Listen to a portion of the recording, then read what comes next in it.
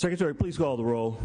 Alquist, Anderson, Berryhill, Blakesley, Calderon, Canella, Corbett, Correa, De Leon, DeSaulnier, Dutton, Emerson, Evans, Fuller, Gaines, Hancock, Harmon, Hernandez, Huff, Kehoe, LaMalfa, Leno, Ted Lieu, Carol Liu, Lowenthal, Negrete McLeod, Padilla, Pavley, Price, Rubio, Runner, Semidian, Steinberg, Strickland, Vargas, Walters, Wolk, Wright, Wyland, Yee. The quorum is present. Will the members and our guests beyond the rail and in the gallery please rise?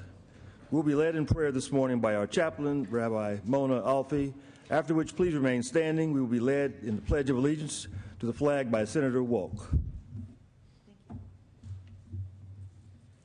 Good morning. Good morning, ma'am. America is a land rich with a diversity of opinions. Each of us have different ways to tackle the same problems, different answers to the same questions.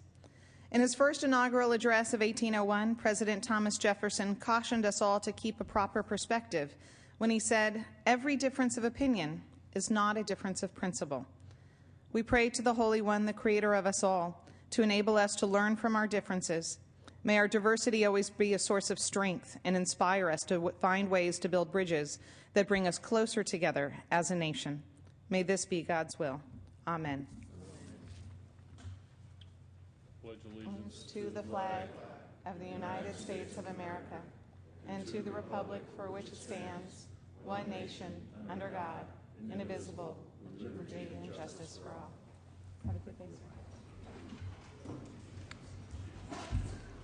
Members, will move to privileges. Senator Huff, you're recognized. Republican caucus in the Cox Lounge, please. The Republican caucus in the Cox Lounge.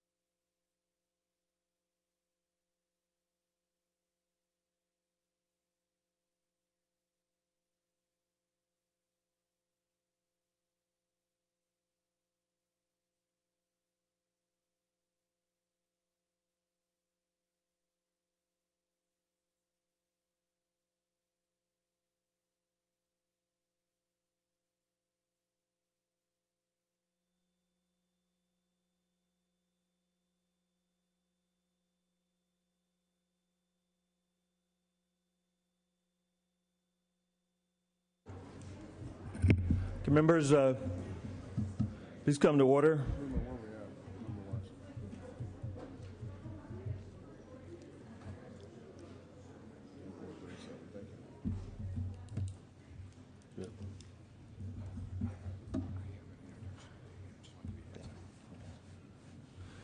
We'll return to privileges of the floor.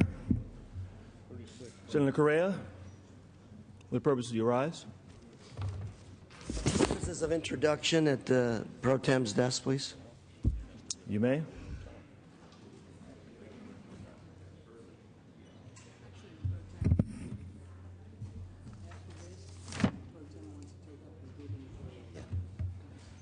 Mr. President and Senators, tomorrow, March 30th, California will celebrate Welcome Home Vietnam Veterans Day in honor and recognition of millions of Americans who served in the Vietnam War and those who lost their lives. Joining me today in the back of the chambers, in recognition of this day, we have three extraordinary guests. They are Mr. Steve Peck, India Company, 1st Marine Division, U.S. Marine Corps. Sir Gil Molina, USS Kitty Hawk, United States Navy. And Mr. James Allen Taylor, Major, U.S. Army Troop B, 1st Cavalry. Major Taylor received his Medal of Honor for bravery as a first lieutenant for saving the lives of his fellow soldiers when they came under attack. Under intense enemy fire, Major Taylor successfully rescued 5 wounded men from a burning vehicle moments before it exploded. After moving the men to safety, Major Taylor himself was wounded by a mortar round, yet he bravely pressed on and eventually relocated the medical evacuation landing zone to an area closer to the front lines. Mr. President and members, Major Taylor's actions and the brave actions of the many thousands of other men and women who served in the Vietnam War are a source of inspiration and worthy of our highest praise and recognition. I respectfully ask that you join me in honoring these incredible Americans as we celebrate Welcome Home Vietnam Veterans Day on March 30th.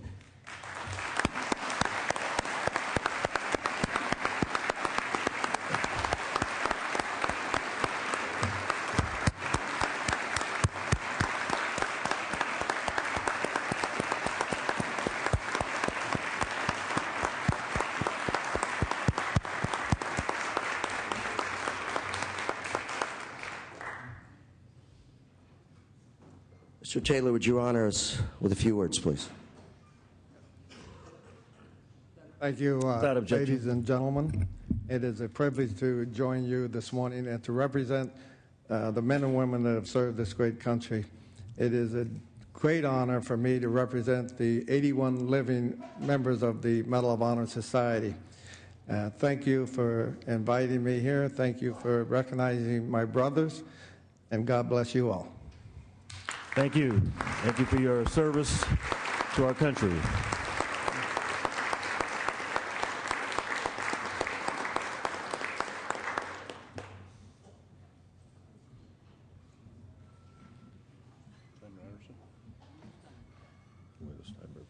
Steinberg first.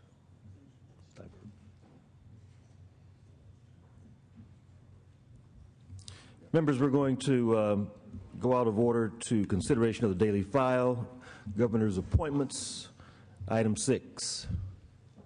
Secretary, please read. Don't need to read it. And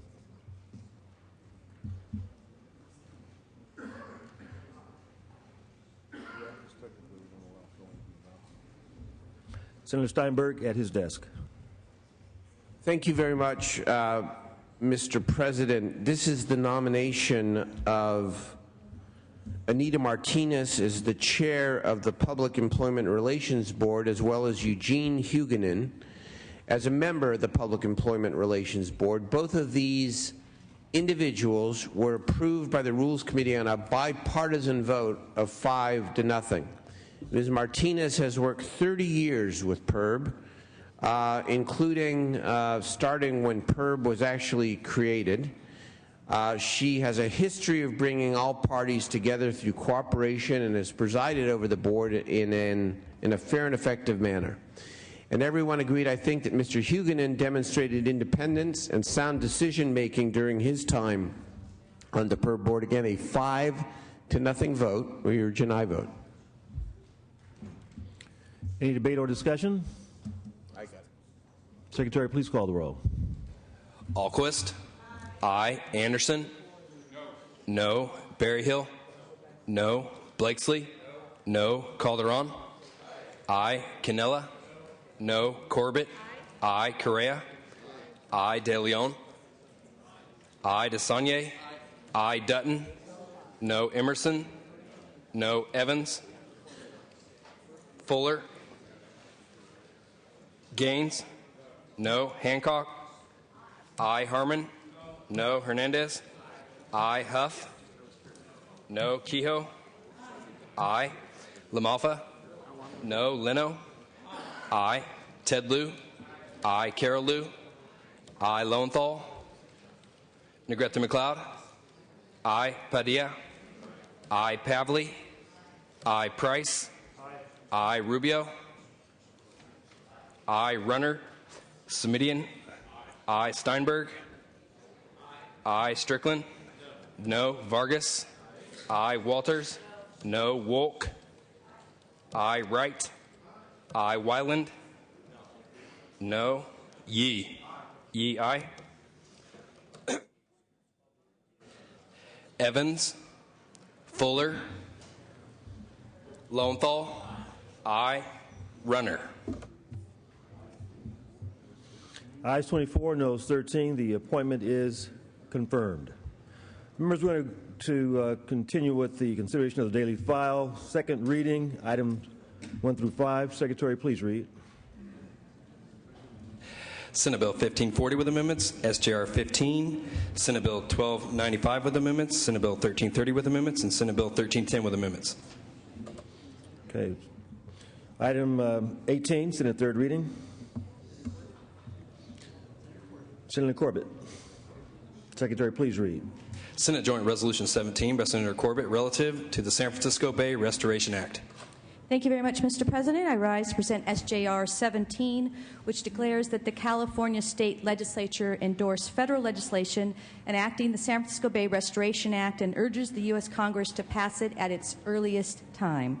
The San Francisco Bay Delta Estuary is the largest estuarine system on the west coast of both North and South America and is home to the third largest commercial port on the west coast. The deteriorating ecological condition and the rising sea level of the San Francisco Bay are threatening the many benefits it provides to Californians.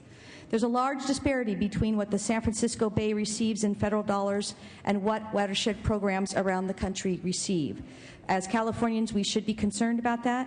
I ask for your support on this very important measure. Thank you. Any debate or discussion? Any debate or discussion? Secretary, please call the roll. Alquist? Aye. Anderson? No. Berryhill? Blakesley? Calderon? Aye. Canella? Corbett? Aye. Correa? Aye. De Leon? Aye. DeSaulnier? Aye. Dutton? Emerson? Evans? Fuller? No. Gaines? Hancock? Aye. Harmon? Aye. Hernandez? Aye. Huff? Kehoe? Aye. LaMalfa? Leno? Aye. Ted Lieu? Aye. Carol Lieu? Aye. Lowenthal? Aye. Negrete McLeod?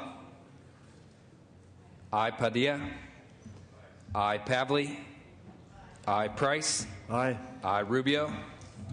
Aye. Runner? Semidian? Aye. Steinberg? Aye. Strickland? Vargas? Aye. Walters? No. Wolk? Aye. Wright? Aye. Wyland? Yee? Yee, aye. Strickland, no. Huff, no. Emerson, aye. Please call the absent members. Berryhill, aye. Blakesley? Canella, aye. Dutton,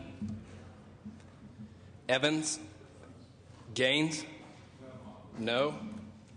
Lamalfa, no.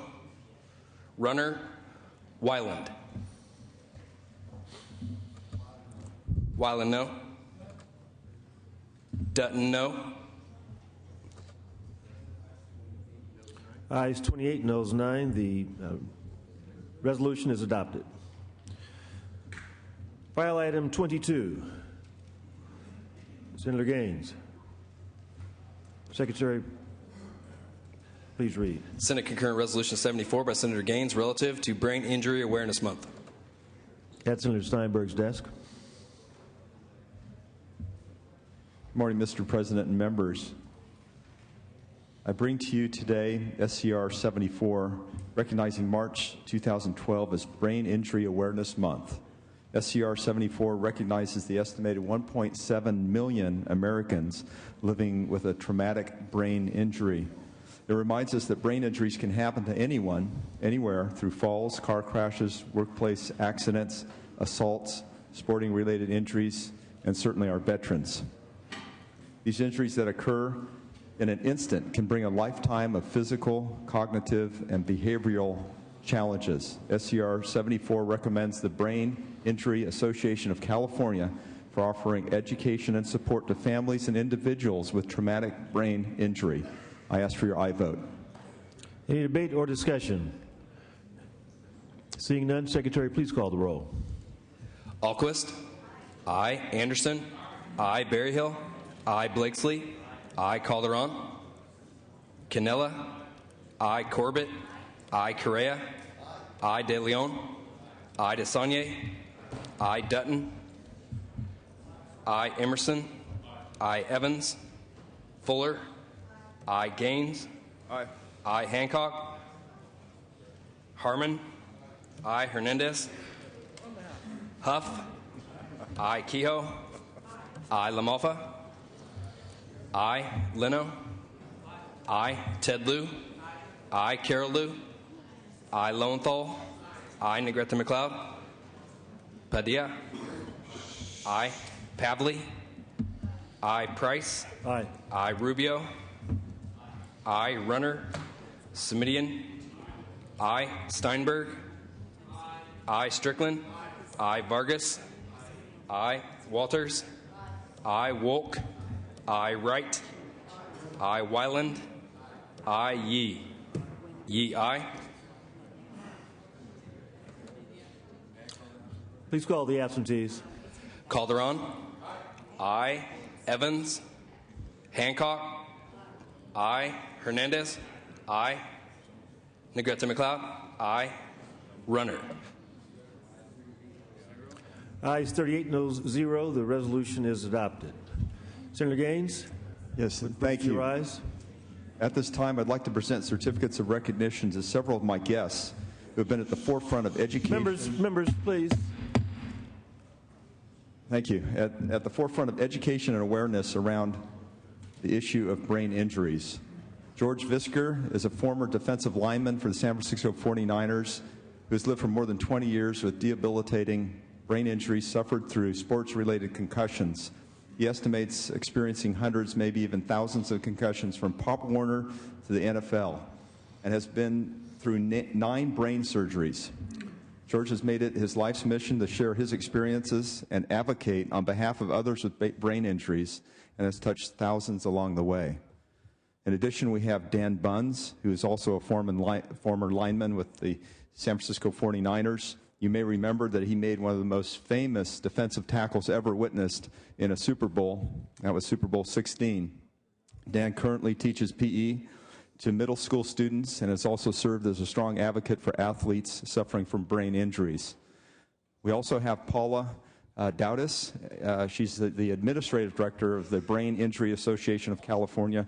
Her organization works tirelessly to provide information, resources, education, advocacy, and support for those affected by brain injuries. And if we could, with your permission, Mr. President, if I could have one of these individuals speak. If we could have Dan Bunz please come forward. Without objection. Thank you.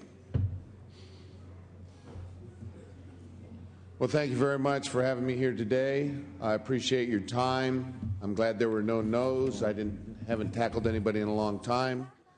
So it's very important. Brain injury. The NFL sets the example.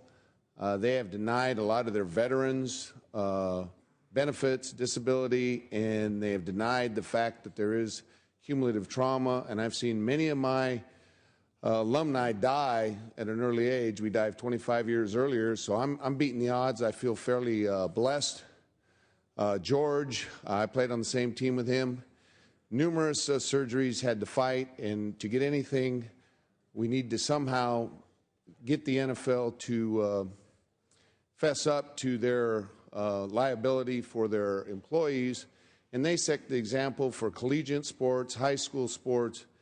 And now with Pop Warner starting at 6 years old, there is a definite problem. I teach junior high. I also teach adaptive PE, and I see a lot of the kids.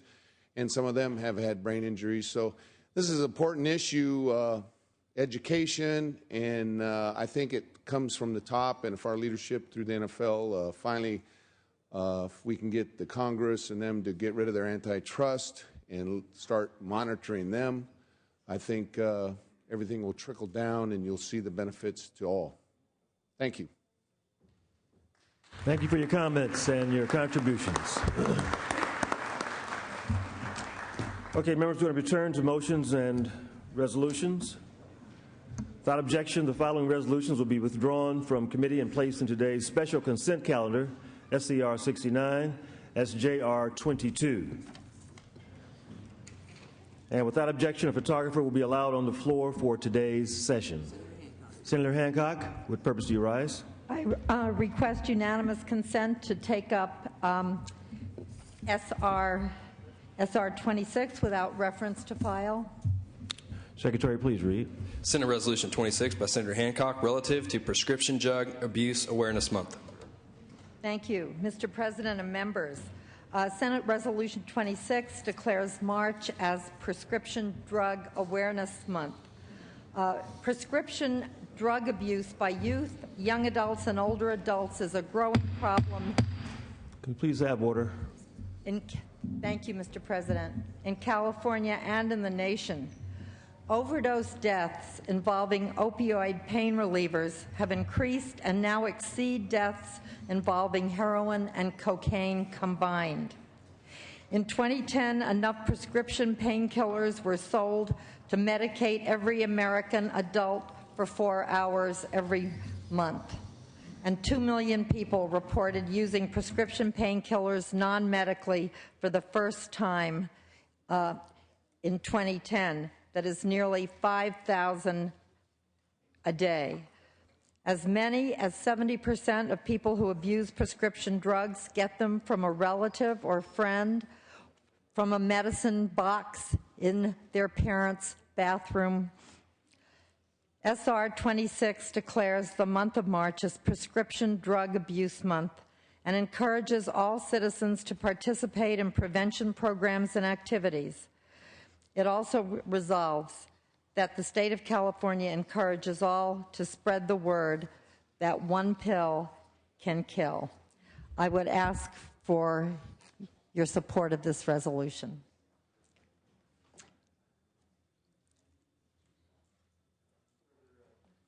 Any further debate or discussion? Yes. Senator Anderson. I also rise in support and co-author of this resolution. It's important to understand that opioids offer tremendous relief to patients under the guidance of a physician, but are extremely dangerous for people that are taking them on their own. I ask for an aye vote. Thank you.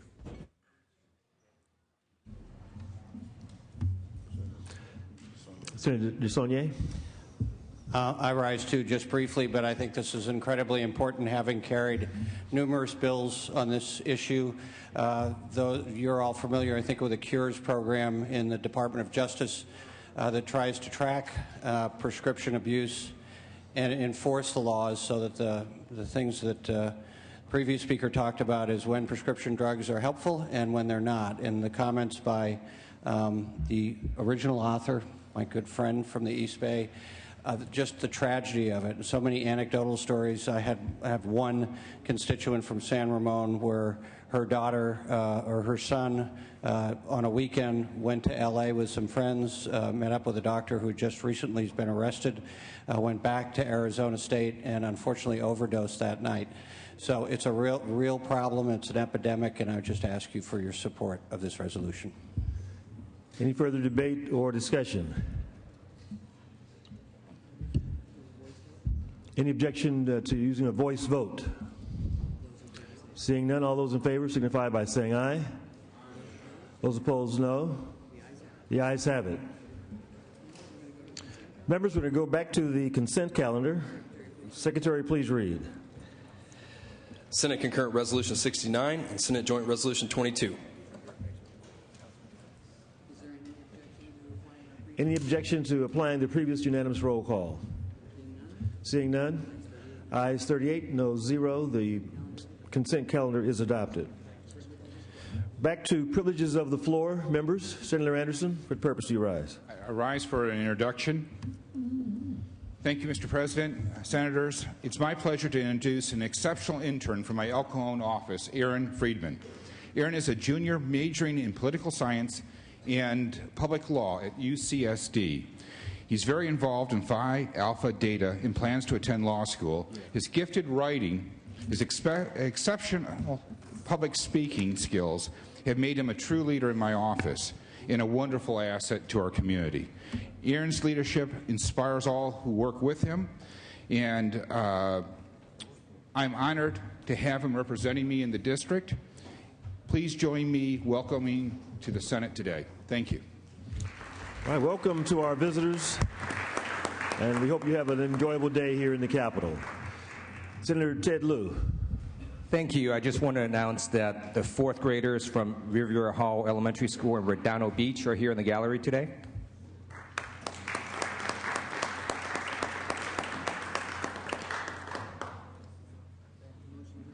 Back to motions and resolutions. Senator Correa, for the purpose you rise. For purposes of introduction at the Pro Tem's desk. You may.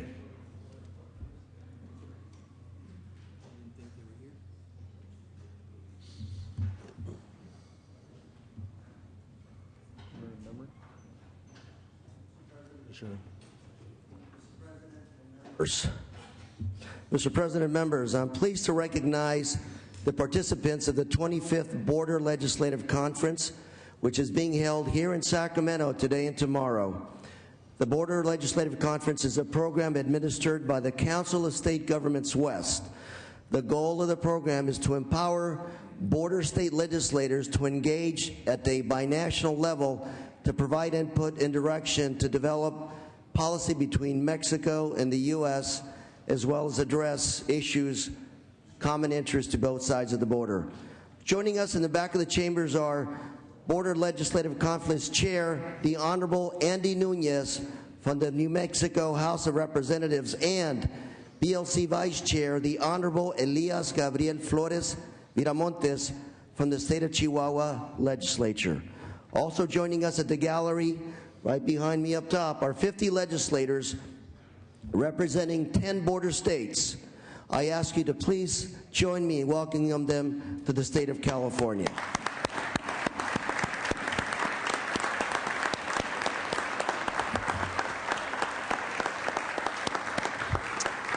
Welcome to our guests, and we know that there'll be some very positive days of discussion and cooperation, and we appreciate your presence here in our state capitol. Senator Wolk, what purpose do you rise? Purposes of introduction, Mr. President. I'd like to introduce Charles and Sally Rosenberg, who are here from Los Angeles to attend the Mystery Writers Conference. He is an author, award-winning author of Death Comes on a High Floor. Welcome. Join with me in welcome. Thank you. Returning to motions and resolutions. Adjourning memories. Senator Rubio? No?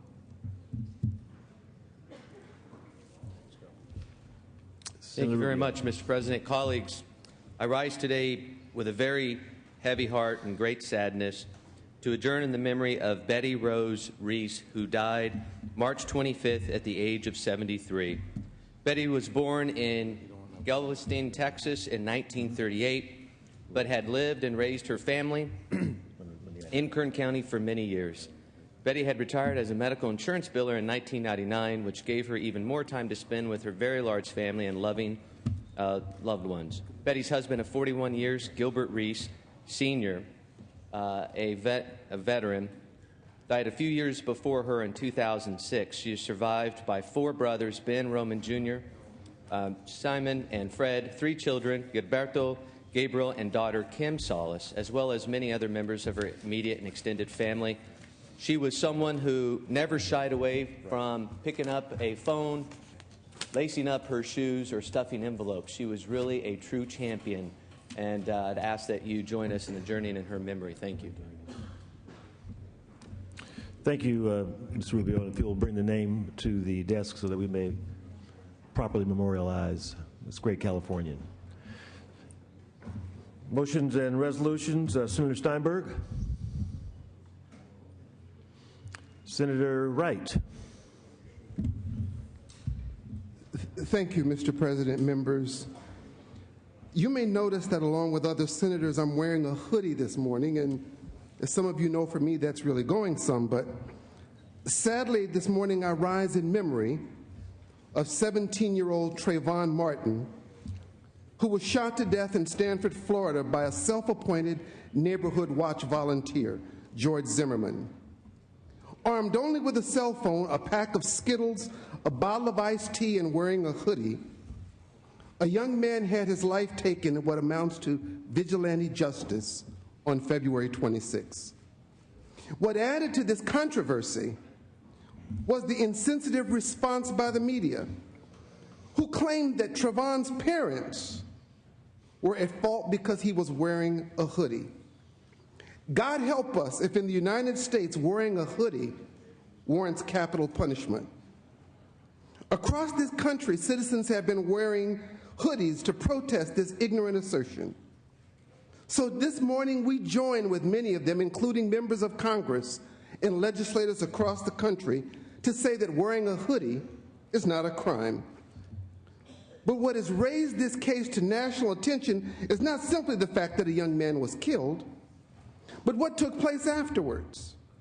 The chief of police in Sanford, Billy Lee, said there was no reason to investigate the statement of Zimmerman claiming self-defense. So a potential murderer goes free without any scrutiny. Then the state Florida attorney said he was not conducting an investigation and announced that he was withdrawing from the case. In effect, the Florida justice system was washing its hands of the matter. Fortunately, the United States Justice Department has agreed to investigate the matter, so there is at least some opportunity that justice will be done. You know, members, I grew up like many other black boys in the aftermath of the Emmett Till murder on August 28, 1955 in Mississippi. Emmett Till's mutilated body was pictured in magazines that served black communities across the country. The perpetrators of Emmett Till's murder were never brought to justice. Members, parents in my generation would warn us how to act around white folk so that we would not become another Emmett Till. Trayvon Martin has become the 21st century Emmett Till. Much like the murder of Emmett Till, Trayvon's murder has captured the consciousness of America. On March 23rd, President Obama said that if he had a son, he would look like Trayvon Martin. I submit to you this morning that if I, Senator Wright, am wearing a hoodie, I could be Trayvon Martin. So we mourn today Trayvon Martin. We lift up his family in prayer. The very thought of parents having to bury their children makes one have a heavy heart. We pray that unlike Mississippi in 1955, Florida in 2012 can summon the courage to provide justice to the Martin family. Some of us have said, why does it matter what happened to this young kid in Florida? Martin Luther King commented once that injustice anywhere is a threat to freedom everywhere. If a 17-year-old child can be murdered in 2012, and the response of the United States justice system is to turn a blind eye, how can we expect our justice system to respect it anywhere? Trayvon's murder challenges the foundations of our American justice system. We must accept this challenge and demand that justice be done. May his body rest in peace. Thank you, Senator Wright, for your thoughtful and sobering comments. Senator Huff, what purpose do you rise? Thank you, Mr. President. I also rise on behalf of my colleagues in the Senate Republican caucus to adjourn in memory of Trayvon Martin. We extend our sympathies and share our grief with the Martin family, their friends, and the community of Sanford, Florida. Most of us in this room have lived through some very difficult times, as recalled by my colleague that spoke previously. But another great tragedy is that in communities across the country, we read about too many needless deaths of our young children. This should be of great concern to all of us, to all Californians, and all Americans. I hope we can see this as an opportunity to come together, to find the truth, to allow justice to be served, and maybe get to the point of healing. We join with Senator Wright in asking that the Senate adjourn in the memory of Trayvon Martin. Thank you, Senator Huff, for your kind comments. Senator Steinberg. Thank you very much. I want to add just a couple comments to Senator Wright and Senator Huff's eloquent words. Senator Wright mentioned the case of Emmett Till, where a young teenage boy from Chicago visiting his family in the segregated South had the temerity to say to a white woman, hello, and whistle.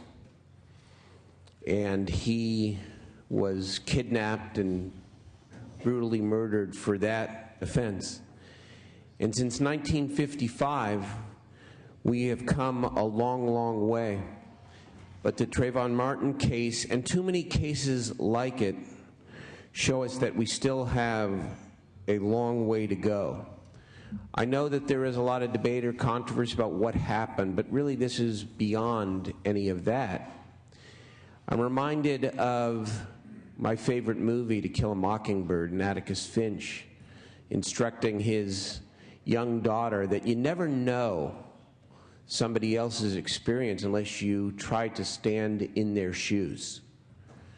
And certainly today's symbolic act and the acts going on throughout the country where we don the hoodie is an effort, and albeit a limited effort, to try to stand in the shoes of young black males who we know too often are targeted for harassment and discrimination and are immediately suspect by virtue of the color of their skin or what they're wearing.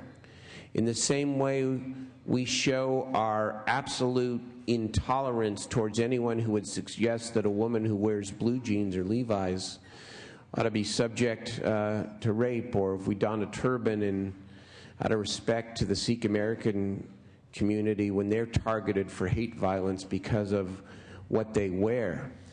Some people may say, well, why are you doing this? Senate floor, the Senate.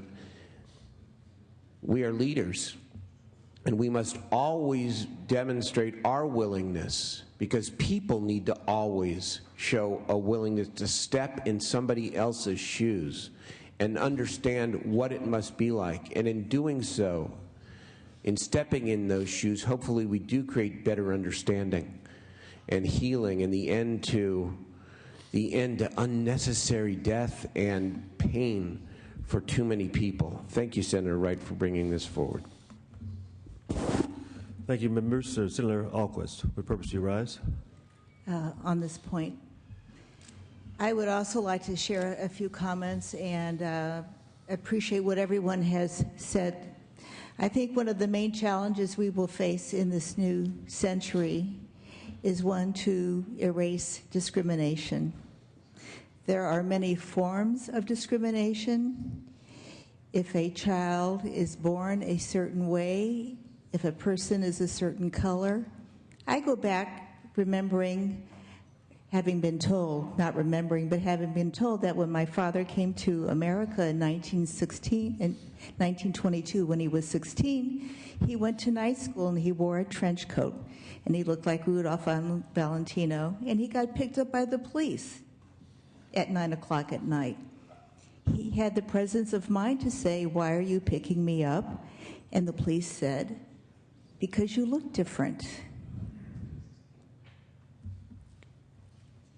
There are many things that we can do as leaders. I truly believe that the best thing we can do is to say and stand for discrimination to be erased. As one who has a daughter-in-law who was born in India, came to America when she was 3 and was called a sand nigger at age 5 or 6, and another daughter-in-law who came from Japan, we do not need to have this kind of heartache. And I truly believe on this floor we all share the belief that we are all equal. And that is truly one of the wonderful things in a democracy, that we must help others to understand. Thank you. Thank you, members. Any other motions, resolutions? Seeing none, Senator Steinberg, the desk is clear. Thank you very much. Members next week will return to their districts for meeting with constituents, working on district-related matters. Senate will reconvene a week from Monday, April the 9th, at 2 o'clock. I'll be around. Have a good week. Thank you. All right, members, the Senate will be in recess until 3:30, at which time the adjournment motion will be made. We will reconvene Monday, April 9th at 2 p.m.